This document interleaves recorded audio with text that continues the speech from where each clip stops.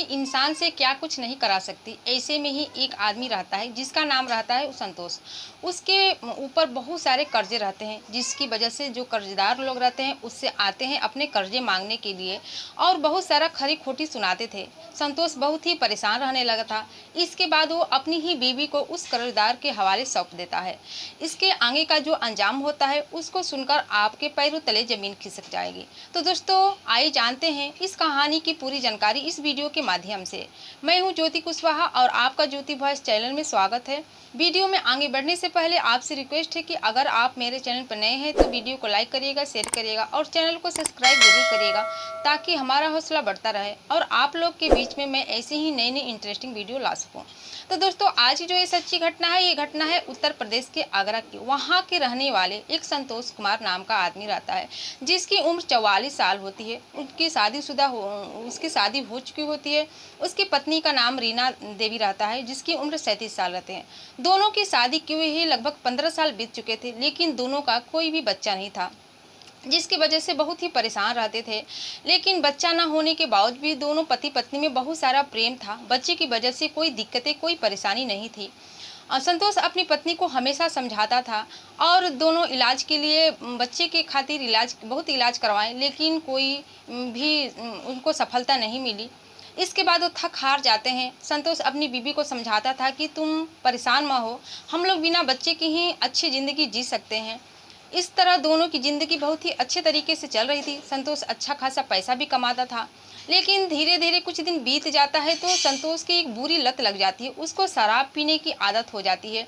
वो गंदे गंदे आदमियों के साथ रहने लगता है, जो कि शराबी जुआड़ी रहते हैं। उन लोगों के साथ में रहकर उसको भी शराबी बन चुका था।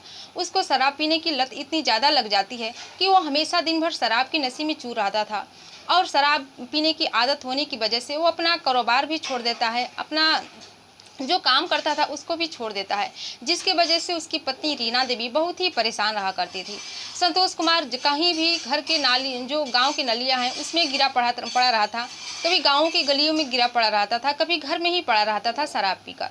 और जो उसकी पत्नी थी, जब कोई भी रोक टोक करती, इसके बारे में पूछती, मना करती, तो अपनी पत्नी को यानी कि रीना देवी को वो मारने लगता था और कहता था कि मेरी ज़िंदगी है, मैं जैसे चाहूँ वैसा जीऊँ, तुम मुझे रोकने वाली होती कौन है। जिसकी वजह से रीना देवी बहुत ही परेशान रहा करती थी।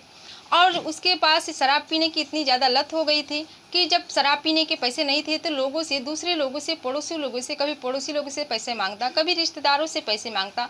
और जिस जगह शराब पीता था, शराब के ठेके से ही पैसे मांगकर शराब पी लेता था, जिसकी वजह से उसके ऊपर बहुत सारे कर्ज हो गए थे शराब पीने की आदत से, जिसकी वजह से वो बहुत ही परेशान रहने लगा था। और जो कर्जदार लोग थे घर पर आते थे तो दिन भर शराब पीकर रहता था, उससे कुछ नहीं करते थे। लेकिन जो उसकी पत्नी रीना देवी थी, उसी से सब कहते थे, सब अपना पैसा मांगते थे, कर्ज मांगता थे और खरे खोटे उसको सुनाते थे। रीना देवी जो उसकी पत्नी थी बहुत ही परेशान रहा करती थी, क्योंकि संतोष को तो कोई सूझ बूझ था ही नहीं, कोई क्या करने आ रहा है। लेकिन रीना देवी को बहुत ही परेशानी का सामना करना पड़ता। उसे लोगों की तरह तरह की बातें सुनने पड़ते, लेकिन वो करती तो क्या करती।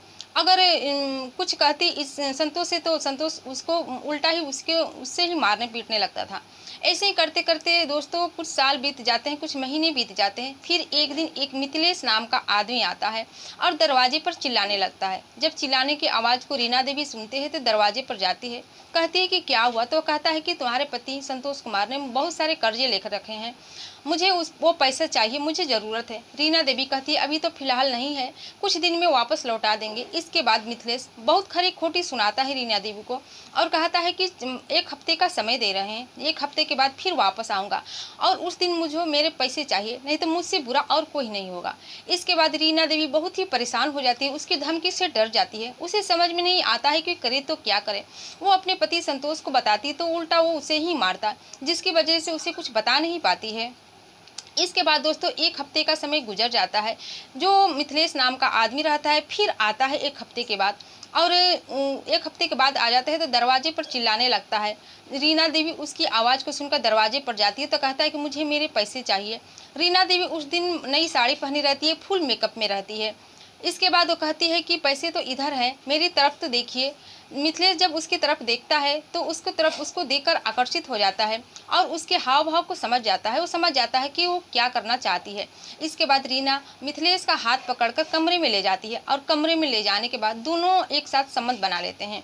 इसके बाद जो मिथिलेश रहता है अपने कर्ज को भूल जाता है। रीना देवी को जैसे जो आइडिया अच्छा लगा वो करके उसको उसका कर्ज उतार देती है।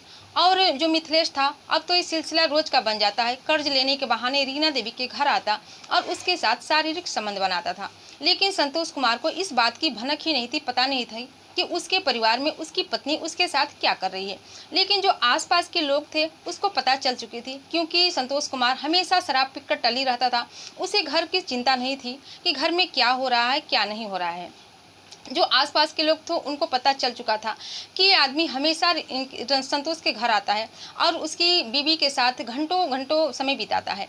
एक दिन उसी गांव में से एक आदमी संतोष कुमार से कह देता है कि जब तुम घर पे नहीं रहते हो, शराब पीकर कहीं गिरे पड़े रहते हो, तो मिथिलेश नाम का आदमी तुम्हारे घर पे आता है और तुम्हारे पत्नी के साथ घंटों घंटे बातें करता है, घंटों घंटे समय बिताता है।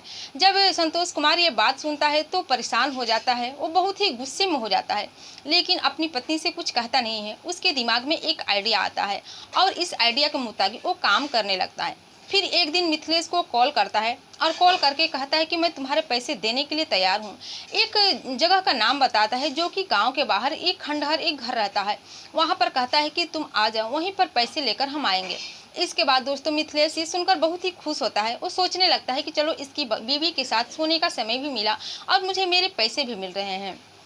इसके बाद वो खुशी खुशी उस जगह पर चला जाता है जहाँ की वो संतोष कुमार उसको बुलाए रहता है। जब वहाँ पर जाता है तो संतोष कुमार से मिलता है। इसके बाद अपने पैसे मांगने लगता है। इसके बाद संतोष कहता है कि तुम बैठो, अभी चलो हम लोग थोड़ा ड्रिंक लेते हैं। इसके बाद पैसे कोई दूसरों को बताता है कि वो लेकर आ रहा है। इसके बाद वो एक ड्रिंक निकालता है और मिथिलेश से कहता है कि चलो आज ये पीते हैं।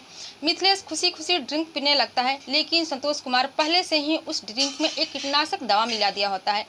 इसके बाद मिथिलेश जब इसको पीता है तो कहता है कि अरे यार, इसका टेस्ट अजीब है, तुमने इसमें क्या मिलाया है। संतोष कुमार कहता है कि कुछ नहीं, बस कुछ ऐसा ही है, तुम पूरी की पूरी पी जाओ। इसके बाद मिथिलेश कुमार न कुछ सोचता है न समझता है और पूरी की पूरी ड्रिंक पी जाता है जिसमें कि जो कीटनाशक दवा मिली रहती है। इसके बाद दोस्तों उसको बेचैनी से होने लगती है, उसको चक्कर से आने लगते हैं, उसके पेट में दर्द होने लगते हैं।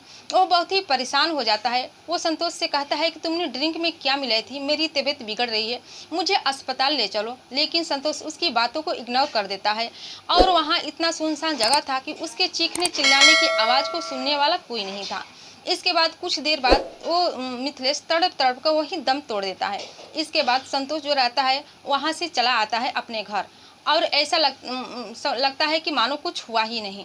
इसके बाद दोस्तों 2-3 दिन का समय गुजर जाता है और एक दिन वहाँ गांव के ही कोई लोग गए होते हैं कि जो देखते हैं कि एक यहाँ पर इस खंडहर में लाश पड़ी है। वो तुरंत पुलिस को सूचना देते हैं और जब पुलिस इस मौके पर पहुँचती है तो देखती है कि एक लाश, सचमुच एक लाश पड़ी है। इस घटना को सुनकर पूरे गांव वालों को वहां पर भीड़ लग जाती है। सब लोग सोचते हैं कि आखिर इसकी हत्या किसने की है। इसके बाद दोस्तों पुलिस मिथिलेश के घर जाती है, लेकिन वहां भी कोई सबूत नहीं मिलता है।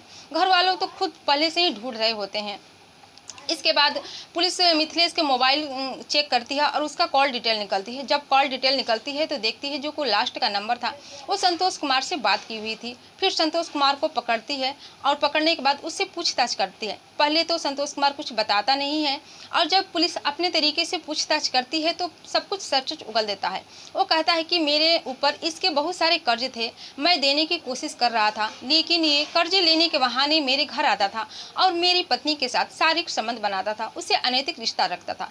इसीलिए मुझे गुस्सा आया और मैंने इसको मार दिया और इसको मारने का मुझे कोई मलाल, कोई दुख नहीं है। इसके बाद दोस्तों उसके ऊपर कड़ी कार्रवाई की जाती है, उसे जेल के सलाखों के पीछे भेज दिया जाता है और इस समय वो अपनी सजा को काट रहा है। तो दोस्तों इस एक घटना सुनाने का उद्देश्य आपको दुखी करना, परेशान करना नहीं था, बल्कि जागरूक करना था, सचेत करना था कि आप भी सावधान हो जाइए। और इस घटना से आपकी क्या राय है कमेंट सेक्शन में कमेंट करके ज़रूर बताइएगा। फिर अगले दिन मिलते हैं नई घटना के साथ, नई कहानी के साथ। तब तक के लिए जय हिंद, जय भारत।